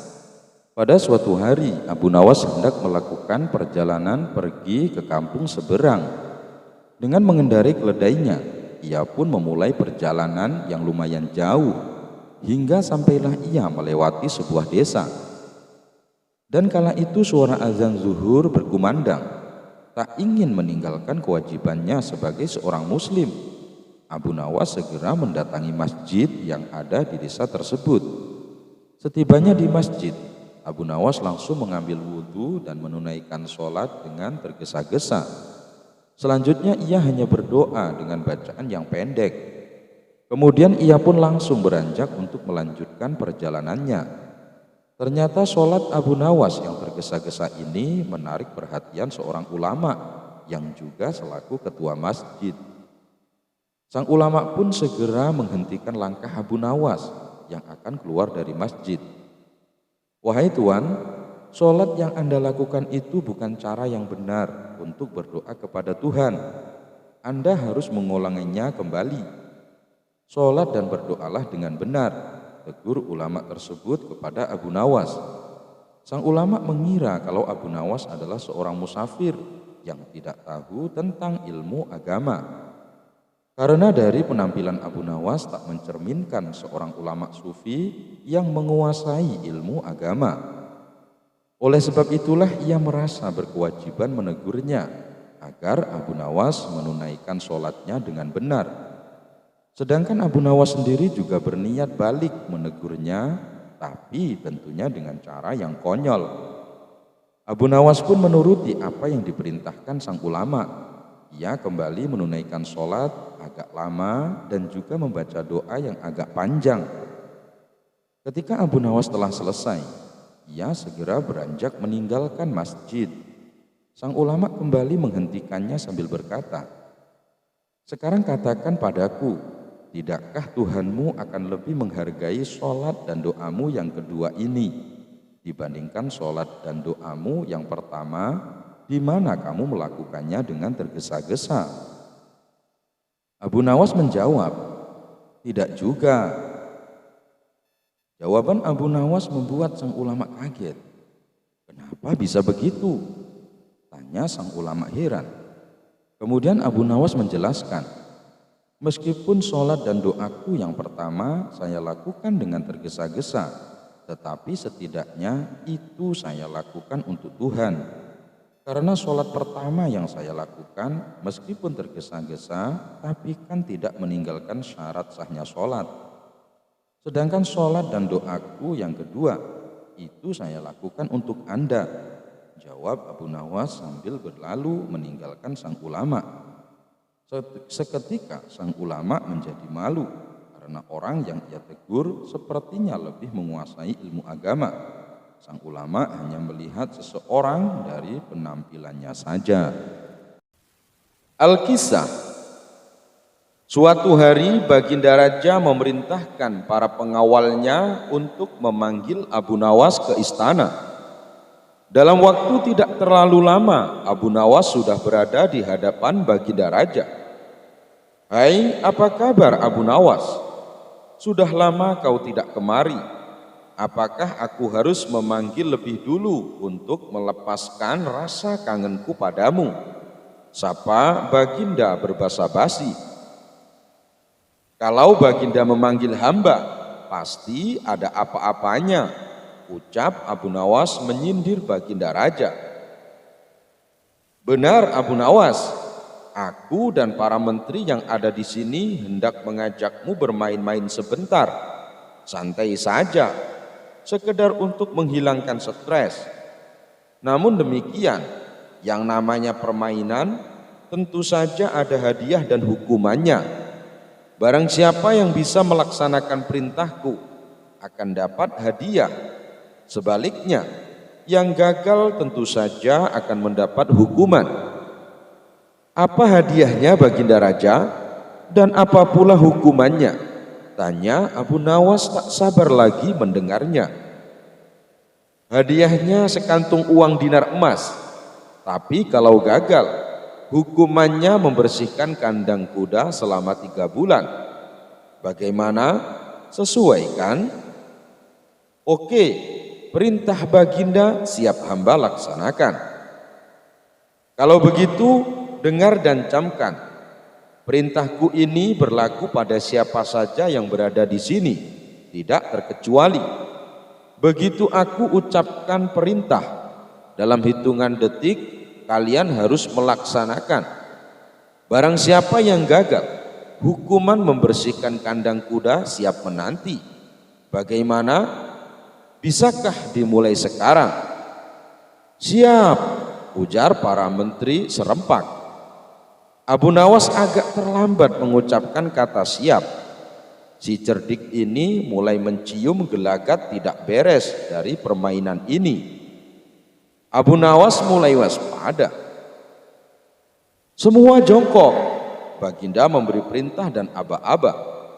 Segera semua yang hadir di balairung istana berjongkok menuruti perintah Baginda Raja. Sekarang tengkurap. Abu Nawas dan para menteri seketika tengkurap bersama-sama. Berdiri. Para menteri dan Abu Nawas langsung berdiri. Dilarang menginjak karpet. Abu Nawas celingukan.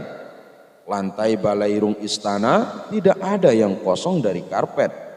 Semua dilapisi karpet. Para menteri yang memang sudah diatur sebelumnya menuju ke tempat masing-masing. Ada yang naik di atas meja, di atas almari, bergantungan di rantai lampu, dan ada pula yang memeluk erat pilar istana. Pokoknya tidak ada lagi tempat yang lowong buat Abu Nawas. Dalam sekejap Abu Nawas berpikir keras. Dia harus menemukan akal. Kalau tidak demikian, hukuman membersihkan kandang kuda sudah menanti di depan mata. Tahu sendiri kan baunya kandang kuda.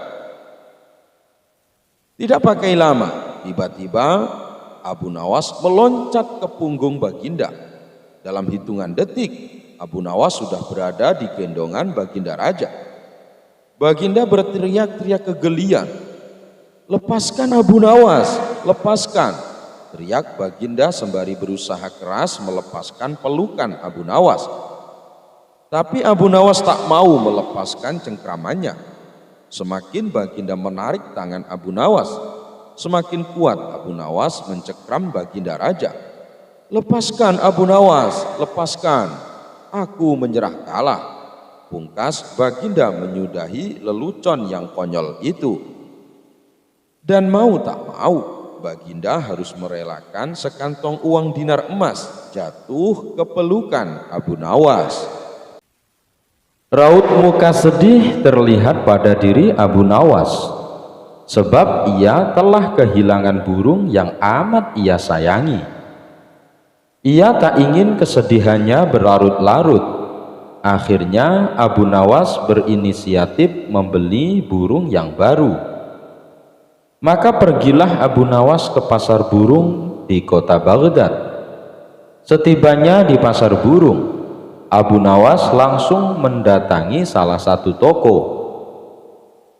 Selamat siang Tuan, Anda mencari burung jenis apa Tuan? Tanya si pedagang kepada Abu Nawas. Saya mau melihat-lihat dulu. Nanti kalau sekiranya ada yang cocok, baru aku beli, jawab Abu Nawas. Tiba-tiba dengan tanpa sengaja, Abu Nawas melihat ada burung yang sangat indah sekali. Bulunya berwarna-warni dan berkemilau. Burung apa itu? Saya baru melihatnya, tanya Abu Nawas. Oh, ini burung dari India Tuan. Apakah Tuan berminat? Tanya balik si pedagang. Iya, saya sangat tertarik. Tapi apakah burung ini bisa berkicau? Tanya Abu Nawas. Waduh, sayang sekali Tuan. Burung ini tidak bisa berkicau. Tapi burung ini bisa bicara seperti manusia. Bahkan ia bisa diajak bicara. Dan satu lagi Tuan, burung ini sangat cerdik, jawab si pedagang. Benarkah itu Tuan? Tanya Abu Nawas kaget. Abu Nawas lalu mencoba mengajak burung tersebut untuk berbicara. Dan benar saja, burung itu bisa diajak berbicara layaknya manusia. "Baiklah, aku beli burung ini," kata Abu Nawas kepada si pedagang. Setelah transaksi pembayaran selesai, Abu Nawas langsung membawa pulang burung tersebut. Setibanya di rumah, Abu Nawas menaruh burungnya ke dalam sebuah sangkar yang indah. Suatu ketika, saat Abu Nawas sedang asyik bercengkrama dengan sang burung, datanglah beberapa pengawal istana ke rumahnya. "Tuan Abu Nawas, Anda diperintahkan Baginda Raja untuk menghadapnya sekarang," kata salah satu pengawal. "Oh, baiklah, saya akan segera ke sana. Kalian pergilah dulu, nanti saya akan menyusul," balas Abu Nawas. Singkat cerita, Abu Nawas pun datang ke istana menghadap Baginda Raja. Ternyata Baginda akan mengutus Abu Nawas pergi ke negeri India untuk suatu urusan. Sepulangnya di rumah, Abu Nawas langsung berkemas dan bersiap-siap. Ia tak lupa berpamitan kepada burung barunya. "Hai burung, aku tahu kamu berasal dari India, dan Baginda Raja akan mengutusku ke negerimu. Apakah kamu punya permintaan atau titipan? Atau mungkin saja kamu kangen dengan makanan India? Aku bisa membawakannya untukmu," kata Abu Nawas. "Aku mohon dan aku meminta kepadamu, lepaskan aku dari sangkar ini. Itulah permintaanku," jawab si burung. "Kalau itu permintaannya, aku tidak bisa. Aku tak mungkin melepaskanmu. Aku membelimu dengan harga mahal. Kau sekarang sudah menjadi milikku," ujar Abu Nawas. "Baiklah, kalau kau memang tak bisa memenuhi permintaanku yang pertama, tapi bila permintaanku kedua ini kau penuhi, aku akan sangat senang," balas si burung. "Apa permintaan keduamu?" tanya Abu Nawas. "Tolong, jika kau telah sampai di negeri India, pergilah ke sebuah hutan di desa ini. Kabarkanlah kepada saudara-saudaraku maupun teman-temanku bahwa saat ini aku berada dalam sebuah sangkar di rumahmu. Melalui kabar ini aku berharap mereka tidak gelisah mencariku. Itu permintaanku," tutur si burung. "Memangnya semua burung yang jenisnya seperti kamu bisa mengerti bahasa manusia?" tanya Abu Nawas. "Iya, mereka yang jenisnya seperti aku pasti bisa mengerti bahasa manusia dan bisa bicara seperti aku," jawab si burung. "Oh, baiklah, aku akan berusaha memenuhi permintaanmu kali ini," ucap Abu Nawas. Abu Nawas akhirnya berlayar ke negeri India. Sesampainya di negeri itu, Abu Nawas langsung melaksanakan tugas dari Baginda Raja.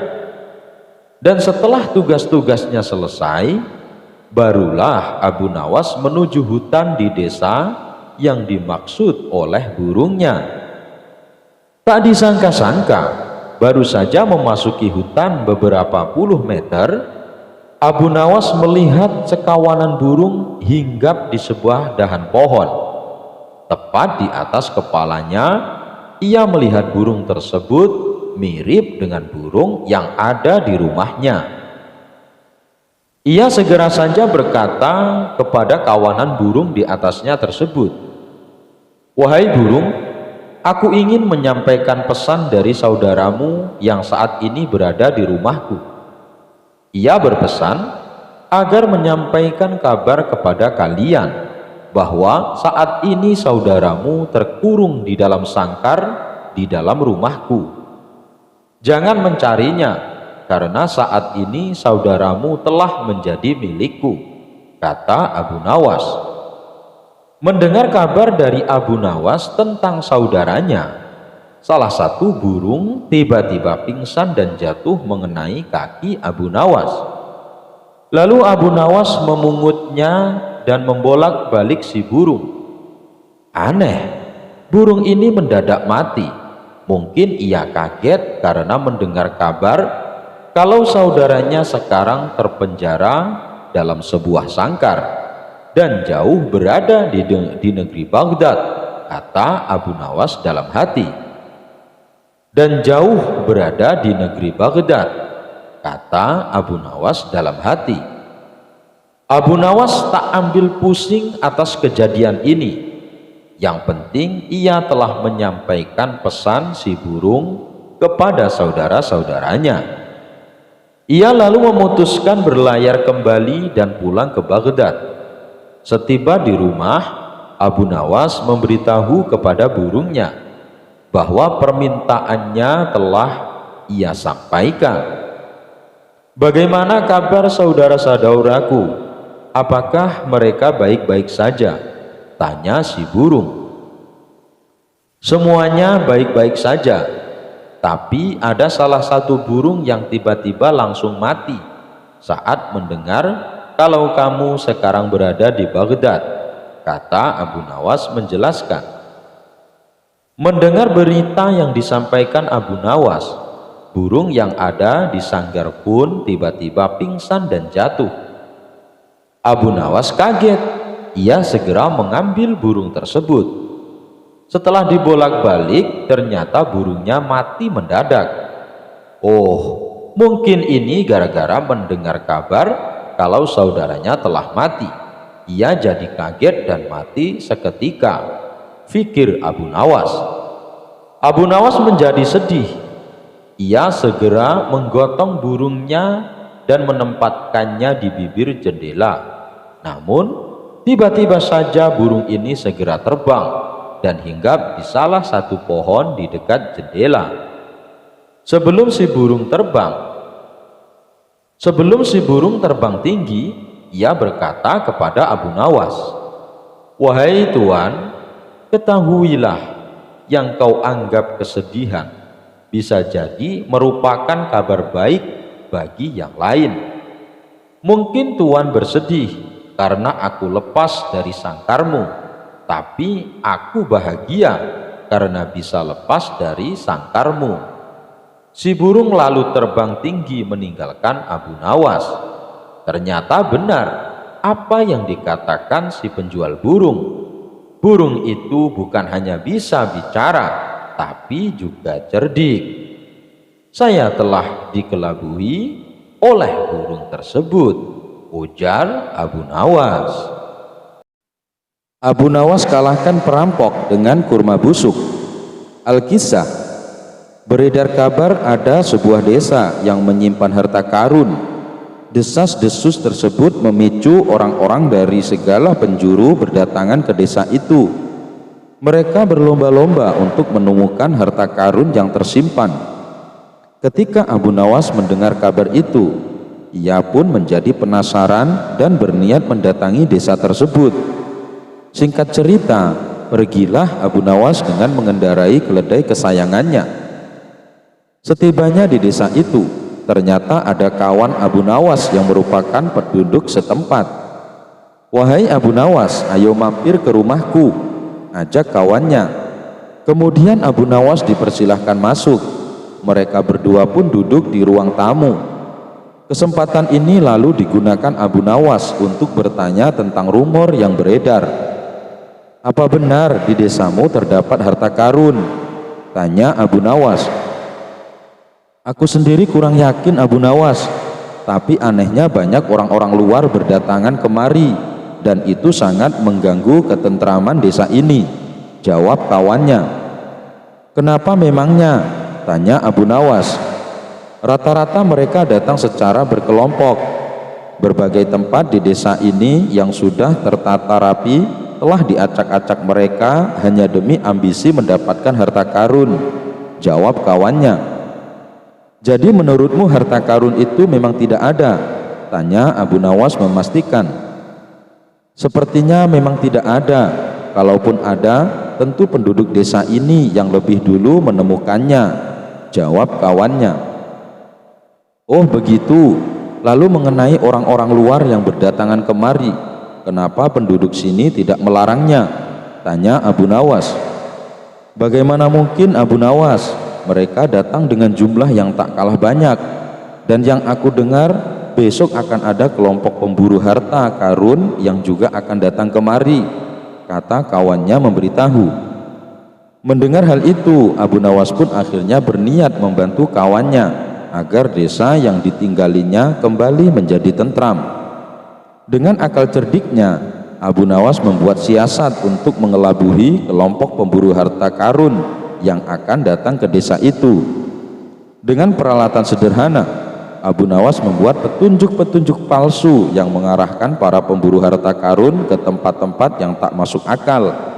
Misalnya, ia membuat tanda-tanda yang menunjukkan bahwa harta karun terpendam di bawah sumur tua atau di bawah pohon-pohon tua yang lapuk.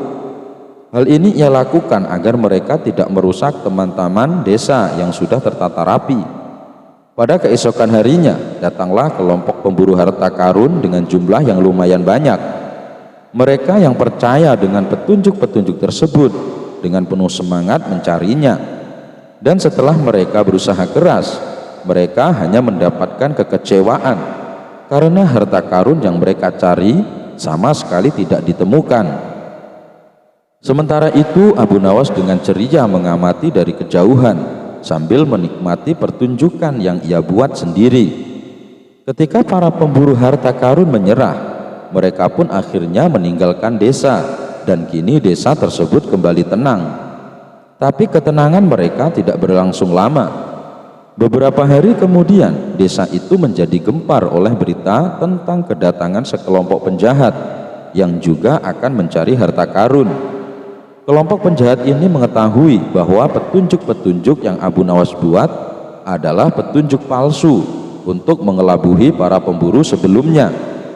Abu Nawas sadar kalau dia dan penduduk desa dalam bahaya. Ia lalu mengumpulkan warga setempat untuk merencanakan siasat yang baru. Di hadapan mereka, Abu Nawas bertanya, "Di desa ini mana tempat yang paling angker?" Para warga menjawab, "Di gedung tua yang kosong. Di sana dihuni oleh jin yang sangat kejam. Tempatnya di dekat sungai ujung desa." Abu Nawas kembali bertanya, "Apa yang bisa membuat jin itu ngamuk?" Mereka menjawab, "Buah kurma yang busuk. Apabila disebarkan di dalam gedung itu, dia pasti akan ngamuk, karena menurutnya itu adalah penghinaan bagi dirinya." "Oh baiklah," balas Abu Nawas. Kemudian Abu Nawas menyusun rencana selanjutnya. Setelah memberikan pengarahan, Abu Nawas merubah penampilannya layaknya seorang dukun sakti. Tak berselang lama, datanglah kelompok penjahat memasuki desa tersebut. Para penduduk pun mulai ketakutan. Lalu salah satu penjahat berteriak, "Wahai penduduk desa, kalau kalian tidak ada yang mengaku di mana harta karun itu berada, maka akan kami hancurkan desa kalian," ancam si penjahat. Dan sesuai arahan Abu Nawas, salah satu warga yang merupakan kawan Abu Nawas segera menghampiri kawanan penjahat itu. "Maafkan kami Tuan, kami sungguh sangat tidak tahu. Hanya satu orang yang tahu di mana keberadaan harta karun tersebut," kata kawan Abu Nawas. "Oh ya, siapa dia? Di mana orangnya?" tanya si penjahat. "Dia dukun sakti Tuan. Selama ini tidak ada orang luar yang berani menghadapinya," ujar kawan Abu Nawas. Maka diantarlah kawanan penjahat itu menuju rumah yang didiami Abu Nawas. Setibanya di sana, mereka langsung mendobrak pintu dan mendapati Abu Nawas yang terlihat seolah-olah sedang bersemedi. Sambil mengacungkan pedangnya, ketua penjahat itu berkata, "Hei orang tua bodoh, aku sama sekali tidak takut padamu. beritahu aku di mana harta karun itu berada, atau aku tebas kepalamu dengan pedang ini, ancam ketua penjahat. Dengan penuh ketakutan dan tubuh gemetaran, Abu Nawas menjawab, letaknya di sebuah gedung tua di dekat sungai ujung desa, tapi ada syaratnya, kalian harus menebarkan kurma busuk ini. Tanpa melakukan itu mustahil harta karun bisa muncul. Ketua penjahat kembali berkata, bagus, kau telah memberitahu kami. Tapi kalau kau sampai berbohong, aku akan kembali ke sini untuk menebas batang lehermu, ancamnya. Kemudian mereka pun pergi menuju gedung tua dengan membawa kurma busuk yang telah Abu Nawas berikan. Ketika mereka memasuki gedung itu, kurma busuk yang dibawanya segera disebarkan ke seluruh ruangan. Tiba-tiba pintu gedung tertutup rapat yang membuat para penjahat terkurung di dalamnya. Bersamaan dengan itu, jin penghuni gedung tersebut muncul di hadapan mereka dengan wujud menyeramkan. Sontak mereka berteriak ketakutan. Mereka pun berusaha menyelamatkan diri dengan mendobrak pintu yang terkunci. Tapi naas, mereka semua tewas mengenaskan dibantai oleh jin penghuni gedung tua. Semenjak tersiar kabar tentang tewasnya kawanan penjahat, orang-orang luar yang biasanya berdatangan mencari harta karun kini tak ada lagi yang berani. Desa tersebut pun sekarang menjadi tenang tanpa ada gangguan kedatangan orang-orang luar. Abu Nawas mendadak jadi hakim, bikin pedagang curang ketakutan. Al-Kisah, Abu Nawas mendengar ada seorang pedagang di kota Baghdad yang terkenal jujur dan baik hati. Semua pembeli yang datang ia layani dengan sangat ramah. Barang-barang dagangan yang dijual pedagang tersebut dibanderol dengan harga yang terjangkau, karena ia hanya mengambil sedikit untung. Hal inilah yang membuat dia makin disukai dan dicintai oleh banyak orang. Di depan toko milik dia berjualan, ada toko seseorang yang memiliki barang jualan sama persis seperti dirinya. Di samping berjualan, pedagang itu berprofesi pula sebagai rentenir. Dikenal juga sebagai orang yang kejam dan tidak kenal ampun, sehingga banyak orang yang membencinya. Selain itu, pedagang tersebut mematok harga yang sangat tinggi untuk barang jualannya dan seringkali terlihat memaksa para pembeli. Wajar jika tokonya sepi dan tidak laku. Tetapi karena dia juga menjadi rentenir, tokonya sering didatangi orang-orang untuk berutang. Dia berani memberi pinjaman berapapun, tapi dengan syarat bunga yang sangat tinggi. Bila telat membayar, rumah si peminjam akan diambil. Sifat kejam itu menjadikan dirinya kaya raya. Hal ini tentu membuat orang-orang makin benci kepadanya karena sifat-sifatnya tersebut. Suatu hari, pedagang sebelumnya yang baik hati membutuhkan modal untuk memperbesar usahanya. Ia pun mendatangi si pedagang kejam untuk meminjam uang. Si pedagang kejam yang sudah lama memendam rasa benci menggunakan kesempatan ini untuk berbuat jahat. Dia tidak meminta rumah sebagai jaminan, tetapi meminta yang di luar nalar. Aku bersedia meminjamkan uang kepadamu, tapi kau harus mengembalikannya 2 kali lipat.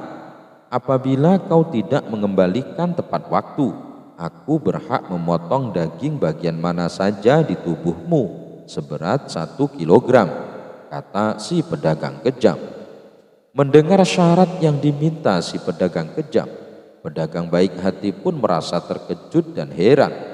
Kenapa harus daging tubuhku? Bukankah kau biasanya meminta rumah untuk dijadikan jaminannya? Tanya si pedagang baik hati. Kalau kau tidak mau, ya sudah, tidak usah. Aku juga tidak memaksamu, balas si pedagang kejam dengan ketus. Dikarenakan sedang membutuhkan uang, si pedagang baik hati itu akhirnya menerima syarat berat tersebut. Adapun surat perjanjian dipegang oleh si pedagang kejam. Beberapa bulan kemudian, nasib nahas menghampiri si pedagang baik hati. Ia mengalami kebangkrutan, barang dagangannya banyak yang tidak laku. Lalu hari yang ditentukan untuk mengembalikan uang kepada si pedagang kejam pun tiba. Si pedagang baik hati pun tidak mampu membayarnya. Sesuai perjanjian, kau harus memberiku 1 kilogram daging, bagian mana saja dari tubuhmu yang aku inginkan, ujar si pedagang jahat. Bagaimana kalau masalah ini kita selesaikan di pengadilan, karena permintaanmu tidak wajar, usul si pedagang baik hati. Si pedagang kejam pun menyetujui. Berangkatlah mereka berdua ke Tuan Hakim. Di depan Tuan Hakim, si pedagang jahat menyerahkan surat perjanjian yang telah disepakati mereka berdua. Tuan Hakim, hamba meminta hak hamba sesuai perjanjian, tetapi dia enggan mematuhinya, kata si pedagang kejam mengadu. Lalu daging bagaimana yang kau inginkan? Tanya Tuan Hakim. Saya menginginkan daging bagian lehernya, jawab si pedagang jahat. Tentu saja keinginan si pedagang bengis itu membuat terkejut, sebab dalam pemikiran Tuan Hakim, si pedagang kejam sama saja ingin membunuh pedagang baik tersebut. Tetapi kalau Tuan Hakim menolak, maka dirinya akan dianggap tidak adil, karena ada bukti surat perjanjian di antara keduanya. Lantaran bingung, Tuan Hakim sengaja menunda-nunda perkara ini sampai berhari-hari. Hingga setiap hari si pedagang jahat mendatangi Tuan Hakim untuk menuntaskan perkara ini. Kasus pun sampai telinga masyarakat dan menjadi bahan pembicaraan mereka. Kasus ini juga terdengar oleh Abu Nawas. Sosok cerdas dan humoris itu pun segera mendatangi Tuan Hakim. Tuan Hakim, perlihatkan surat perjanjian itu padaku, pinta Abu Nawas. Setelah menerimanya, sejenak Abu Nawas terdiam. Tidak beberapa lama, ia pun mendapat jalan keluarnya. Tuan Hakim, hamba akan membantu Anda menyelesaikan kasus ini. Sekarang panggil kedua orang itu, kata Abu Nawas. Singkat cerita, datanglah si pedagang yang baik hati dan pedagang kejam ke pengadilan. Abu Nawas lalu bertanya kepada si pedagang baik hati, apakah sewaktu menulis surat perjanjian kau setuju bahwa si pedagang jahat memotong 1 kilogram daging di bagian mana saja dari tubuhmu yang diinginkannya? Ya Tuan Abu Nawas, jawab si pedagang yang baik hati. Lalu apa yang kau harapkan dari kasus ini? Tanya Abu Nawas lagi. Aku hanya ingin keputusan yang terbaik, Tuan Abu Nawas, jawab si pedagang baik hati dengan pasrah. Setelah bertanya kepada si pedagang baik, Abu Nawas lalu bertanya kepada Tuan Hakim. Wahai Tuan Hakim, izinkan hamba dalam kasus ini untuk menjadi hakim, pinta Abu Nawas. Silahkan Abu Nawas, sekarang kau yang menjadi hakimnya, jawab Tuan Hakim istana. Menurutku tidak ada yang salah dalam polemik ini. Si pedagang keji berhak meminta haknya, yaitu menuntut daging 1 kilogram dari tubuh si pedagang baik hati yang dia mau. Dan itu harus dilakukan saat ini juga, ujar Abu Nawas. Hal ini tentu membuat kaget Tuan Hakim. Dia kira Abu Nawas akan membela si pedagang baik hati tersebut. Sedangkan si pedagang jahat merasa puas dan senang karena dendamnya terbalaskan. Bagaimana yang kau inginkan? Tanya Abu Nawas. Aku menginginkan bagian lehernya, jawab si pedagang jahat dengan bangga. Baik, permintaanmu dikabulkan. Tuan Hakim, tolong ambilkan pisau untuknya, pinta Abu Nawas. Dengan berat hati, Tuan Hakim menyerahkan pisau kepada si pedagang kejam. Kau boleh memotong leher si pedagang baik hati itu, tetapi tidak boleh kurang atau lebih dari 1 kilogram. Kalau kurang atau lebih, maka kau harus dibunuh dan harta kekayaanmu akan disita oleh negara, kata Abu Nawas. Spontan si pedagang kejam pun terkejut dengan pernyataan Abu Nawas. Ia berpikir, mana mungkin hanya satu kali memotong dapat 1 kilogram daging. Si pedagang jahat pun terdiam sejenak. Kenapa kau diam saja? Bukankah keinginanmu segera tercapai? Tanya Abu Nawas. Maaf Tuan Abu Nawas, hamba tidak bisa. Hamba ingin mencabut tuntutan hamba, ujar si pedagang jahat dengan suara ketakutan. Akhirnya si pedagang kejam pulang dengan perasaan takut, sedangkan si pedagang baik hati mengucapkan terima kasih kepada Abu Nawas karena sudah menyelamatkannya. Abu Nawas kerjai balik petugas licik. Abu Nawas terjerat pasal penghinaan terhadap baginda raja. Dia pun dijatuhi hukuman oleh raja. Abu Nawas dipukuli tentara kerajaan bertubuh kekar. Setelah itu, Abu Nawas diusir keluar istana. Ketika sampai di pintu gerbang kota, ia dicegat oleh petugas istana yang licik. Hai Abu Nawas, tempo hari ketika kau hendak masuk ke kota ini, kita telah mengadakan perjanjian. Masa kau lupa pada janjimu itu? Ucap si petugas penjaga pintu gerbang. Dengan perasaan karut-marut, Abu Nawas hanya diam membisu. Dia khawatir emosinya meledak jika langsung menanggapi si penjaga pintu gerbang itu. Kok kamu diam saja? Kita sepakat jika kau diberi hadiah oleh raja, maka hadiah itu dibagi 2. Engkau 1 bagian, aku 1 bagian. Nah, sekarang mana bagianku itu? Tanya si penjaga. Hai penjaga pintu gerbang, apakah kau benar-benar menginginkan hadiah raja yang diberikan kepadaku tadi? Ujar Abu Nawas balik bertanya. Penjaga pintu gerbang itu menjawab, ya, tentu itu kan sudah perjanjian kita. Baik, aku berikan semuanya, bukan hanya 1 bagian, kata Abu Nawas. Wah, ternyata kau baik hati. Abu Nawas, memang harusnya begitu. Kau kan sudah sering menerima hadiah dari raja, ucap si penjaga gerbang. Tanpa banyak omong lagi, Abu Nawas menaboki si penjaga pintu gerbang berkali-kali. Pasalnya, itulah hadiah yang baru saja didapat oleh Abu Nawas dari baginda raja.